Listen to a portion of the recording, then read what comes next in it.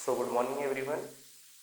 तो आज हम लोग geometry that is maths part 2 का सेकेंड चैप्टर देखने वाले हैं, जिसका नाम है पाइथागोरस थ्योरम। जिसका नाम है पाइथागोरस थ्योरम। तो ये हम लोग पूरा चैप्टर देखेंगे Pythagoras theorem. This is the second chapter of that is maths part 2 of state board student. Okay, तो what is basically Pythagoras theorem? So Pythagoras theorem is nothing but, ये triangle से deal करता है। किससे deal करता है? Triangle. So which triangle it is considered as? It is considered as a right angle triangle. Which triangle? Right angle. So what is the meaning of right angle triangle? Right angle triangle में से जो एक angle होता है that should be 90 degree. Okay, तो 90 degree होगा तभी ही ये क्या होगा? पाइथागोरस थ्योरम एप्लीकेबल होगा। फॉर एग्जांपल मैं अभी एक ट्रायंगल कंसीडर करता हूँ, that is triangle A B and C. Okay, तो अभी मैंने एक ट्रायंगल कंसीडर किया that is A B and C. तो अभी क्या होगा ये केस में कि जो मेरी ए बी साइड है that is perpendicular to B C, मतलब 90 डिग्री पे है, and here A C is the hypotenuse. तो यहाँ से पाइथागोरस थ्योरम का स्टेटमेंट क्या बनता है? In a right angle triangle,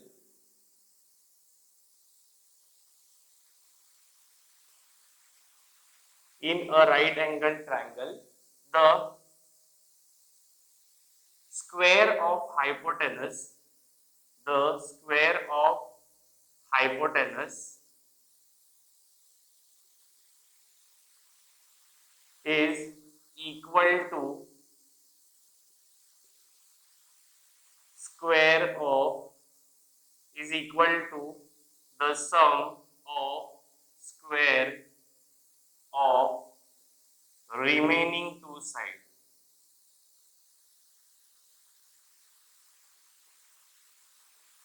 इसका मीनिंग क्या है स्टूडेंट, जरा अच्छे से देखना। यहाँ पे क्या लिखा है? The square of hypotenuse is equal to the sum of square of remaining two sides. इसका मीनिंग जो 90 डिग्री होता है, जो 90 डिग्री होता है उसका ऑपोजिट साइड जो होता है दैट इज ऑलवेज हाइपोटेनस। मतलब अगर ये 90 डिग्री है तो हाइपोटेनस ये ट्रायंगल का कौन सा हो गया? AC will be the hypotenuse, this will be the hypotenuse. ठीक है, और जो बेस होता है, ओके, वो कौन सा है? ये ट्रायंगल के केस में BC है, एंड जो AB है दैट इज योर हाइट। जो AB है वो क्या है? हमारा हाइट है। तो ये जो ट्रायंगल ABC है इसके लिए AC क्या है? हाइपोटेनस है, AB क्या है? हाइट है, एंड BC क्या है? बेस है। तो according to our statement, in a right angle triangle the square of hypotenuse is equal to the sum of the squares of remaining two sides। तो इसका जो स्टेटमेंट बन रहा है वो क्या बन रहा है? देखो, मैथमेटिकल एक्सप्रेशन आएगा हमारे पास, that is equal to AC का स्क्वायर, हाइपोटेनस कौन सा है ये केस में? AC है, right, is equal to sum of the squares of remaining two side. AB इसका स्क्वायर प्लस BC इसका स्क्वायर। तो इस यहां से हमारा एक्सप्रेशन क्या बनता है कि AC का square is equal to AB का स्क्वायर प्लस BC का स्क्वायर। मतलब लेंथ ऑफ AC उसका square is equal to length of AB का square plus length of BC का स्क्वायर। तो यहाँ ये हमारा है पाइथागोरस थ्योरम टोटली। तो इसमें क्या बोला है? In a right angle triangle क्या कंपलसरी है पाइथागोरस थ्योरम के लिए? राइट एंगल ट्रायंगल होना कंपलसरी है। तो उसमें से जो हाइपोटेनस का स्क्वायर रहेगा, स्क्वायर ऑफ किसका? हाइपोटेनस का, वो किसके बराबर रहेगा? Addition of squares of remaining two sides. मतलब AC का square is equal to AB का स्क्वायर प्लस BC का स्क्वायर, दैट इज हाइपोटेनस का square is equal to height का स्क्वायर प्लस बेस का स्क्वायर। इतना क्लियर है क्या? चलो नोट डाउन करो फटाफट।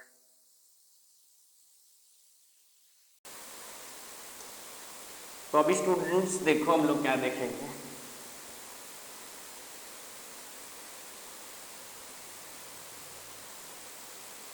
सो स्टूडेंट्स अभी हम लोग देखेंगे what is Pythagorean triplet. Okay, ये हमेशा एग्जाम में तुम लोग को पूछते हैं।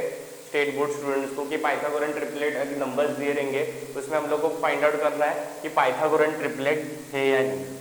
सो what is Pythagorean triplet? Okay, so इसमें क्या होता है देखो अच्छे से, पाइथागोरन ट्रिपलेट में इसमें एक हम लोग को ट्रायंगल दिया रहेगा, राइट, और वैल्यूज दिए रहेंगे। ओके, तो इसमें कुछ वैल्यू दिए रहेंगे, फॉर एग्जांपल मैं एज्यूम करता हूँ 3 4 5। ओके, सो पाइथागोरन ट्रिपलेट क्या बोलता है, जो वैल्यूज दिए हैं उसमें से जो लार्जेस्ट नंबर होता है, अभी 3 4 5 में से लार्जेस्ट नंबर कौन सा है या बिगेस्ट नंबर कौन सा है, 5। ओके, तो उसका square will be equal to the sum of the remaining two numbers का स्क्वायर। ओके, तो in a Pythagorean triplet,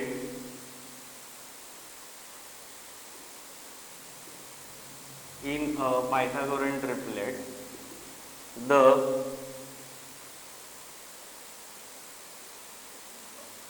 square of the largest side will be equal to the sum of squares of remaining two sides।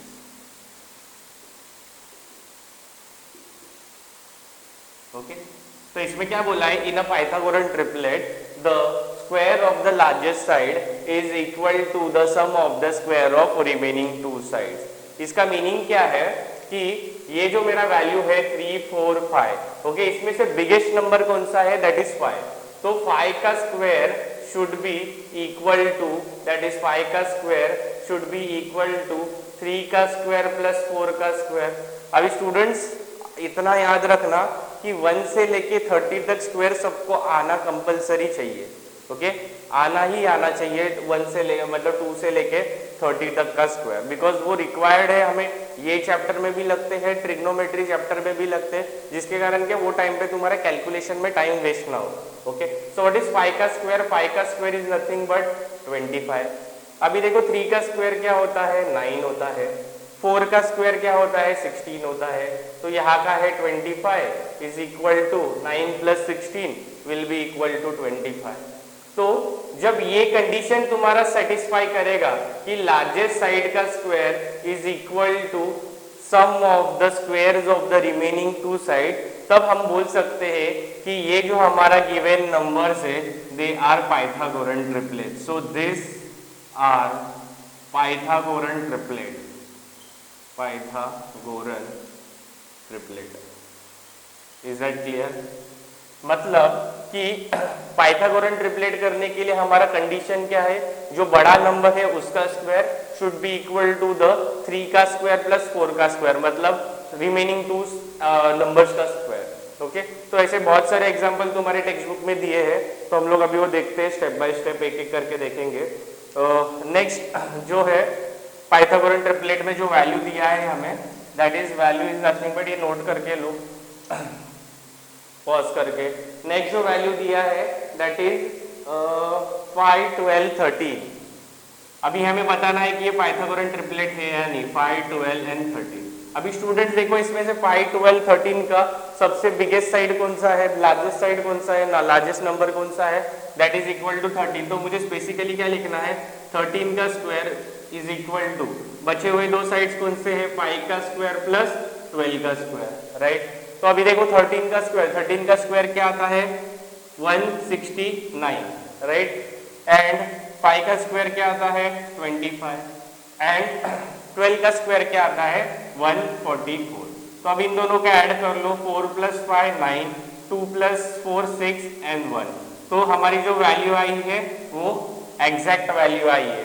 So this given equation या this given number is a Pythagorean triplet, is a Pythagorean triplet। Easy है, जो largest side रहेगी उसका square निकालने का है, और जो बचे हुए दोनों साइड्स रहेंगी उनके स्क्वायर्स को ऐड ऑन करना है, ठीक है। सो ये तुम्हारा नेक्स्ट जो प्रॉब्लम स्टेटमेंट था वो है। उसके बाद हम लोग और देखते हैं पाइथागोरन ट्रिपलेट के जो टेक्स्ट बुक्स में दिए हैं, that is on page number 30। 8, 15, 17 क्या बोला है 8, 15, 17। अब ये बताना है ये पाइथागोरन ट्रिपलेट है या नहीं है। ओके तो इसमें से बिगेस्ट नंबर कौन सा है 17, तो 17 का स्क्वायर इज इक्वल टू 15 का स्क्वायर प्लस 8 का स्क्वायर, राइट। अभी देखो 17 का स्क्वायर क्या आता है स्टूडेंट, 17 का स्क्वायर इज नथिंग बट 289, क्या आता है 289। 15 का स्क्वायर क्या होता है, 15 का square is nothing but 225 and 8 का स्क्वायर क्या आता है 64, 8 का स्क्वायर क्या आता है 64। तो यहाँ से हम लोग ऐड करेंगे तो वैल्यू क्या आ जाएगी 5 + 4 9, 6 + 2 8 एंड 2। सो ये भी कंडीशन हमारा सेटिस्फाई कर रहा है। सो जो हमारा गिवन नंबर्स है 8, 5, 15 and 17। So these are my what Pythagorean triplet, these are what Pythagorean triplet. Simple है क्या, नोट करो फटाफट। इससे क्या होगा तुम्हारा प्रैक्टिस हो जाएगा, जितना तुम मैथ्स प्रैक्टिस करोगे सॉल्व करके करोगे उतना तुम एग्जाम में यू विल बी मास्टर्स।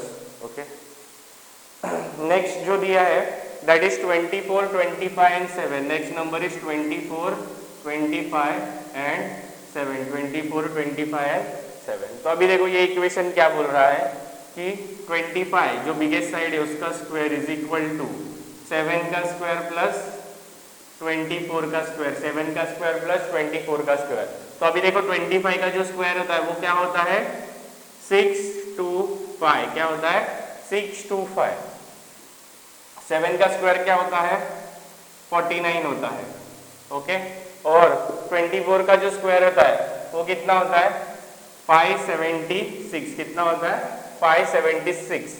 अभी देखो इन दोनों को ऐड कर लो, 576 + 49 ये दिख रहा है ना 576 + 49। Okay so that is equal to 6 + 9 will be equal to कितना आता है 5, 1 carry up, okay 7 4 you got 12, 1 carry up 6।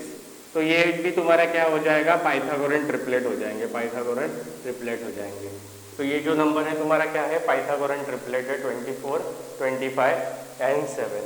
Okay so these are what, these are the simple examples of Pythagorean triplet, these are what simple examples of Pythagorean triplet।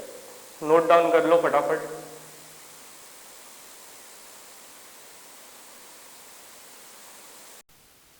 So students अभी हम लोग देखेंगे 30, 60, 90 degree के जो theorem होते थे जो last year हम लोग ने 9th स्टैंडर्ड में पढ़े थे, that is 30 degree, 60 degree and 90 degree.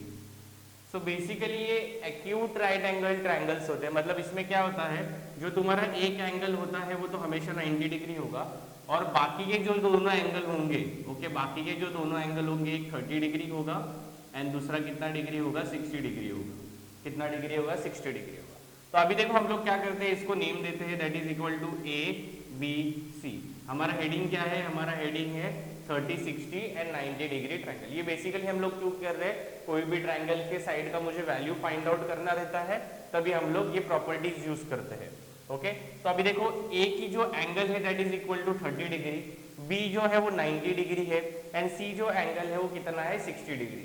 तो कभी भी याद रखना कि जो 30 डिग्री का ऑपोजिट साइड होता है, जो 30 डिग्री का ऑपोजिट यानी जो BC होता है वो कितना होता है कि हाफ ऑफ हाइपोटेनस होता है।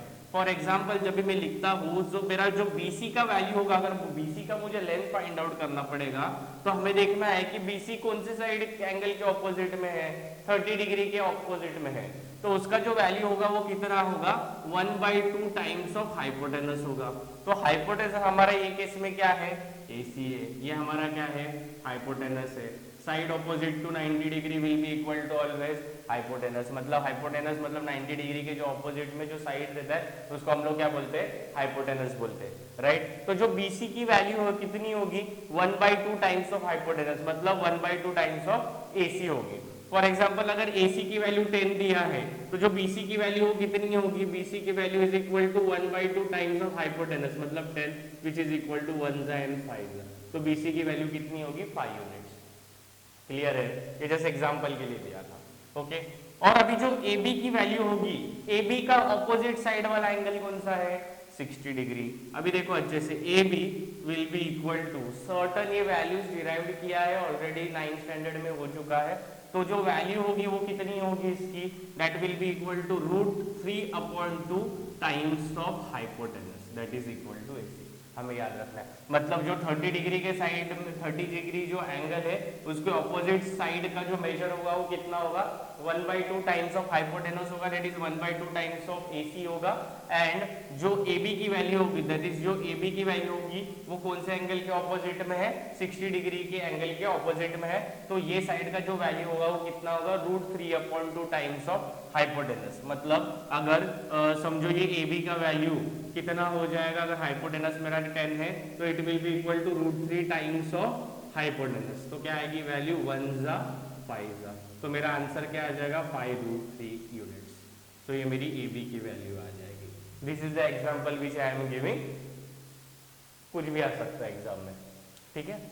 समझ गया है क्या 30, 60, 90 डिग्री थ्योरम समझ गया है क्या, प्रॉपर्टी समझ गया क्या अच्छे से, कि देखो 30 डिग्री का जो एंगल है उसके ऑपोजिट साइड की वैल्यू होगी वो कितनी होगी, 1/2 टाइम्स ऑफ हाइपोटेनस होगी हमेशा, एंड जो 60 डिग्री के ऑपोजिट में साइड होगी वो कितनी होगी, that will be equal to √3 times of hypotenuse, √3/2 times of hypotenuse. Clear है क्या, फटाफट नोट कर लो, लिखो, इंपॉर्टेंट प्रॉपर्टी है। इसके बाद दूसरा प्रॉपर्टी देखना है, दैट इज 45, 45, 90, लिखो फटाफट, रफ करो, वेरी गुड।